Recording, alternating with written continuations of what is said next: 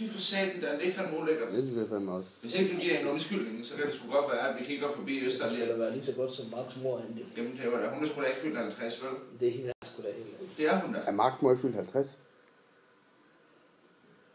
Er Max mor ikke fyldt 50? Nej. Er du sikker? Ja. Woohoo! Kunne du knippe hende der? De har da manipuleret med det, Dan. Det har jeg ikke. Det har de da. Det er da ikke det bag, det der. Han har det nøgenbillede af hende. Hun er fyldt et halvt århundrede. Hvor fanden har du bare søgt efter hende nøgen? Hvad er det, lille bagl? Det æder med fugt der. Det har jo aldrig været din bag. Nej, det er dine bagl. Hun holder sgu da hendes pat op med tape. Det der, det står sgu da lige ud. Kommer du se så godt ud at være så fugtig i fissen som på 50 år? Det tror jeg sagde det. Fy for satan da. Nej. Hvad skal det være? Du er svin! Den er heller ikke grim. Nej, jeg siger det ikke. Jeg har da aldrig sagt, hun er grim. Vi siger bare, at hun er rundet over et halvt århundrede. Hvad er det, der sker med dig? Du er helt sort op over navlen.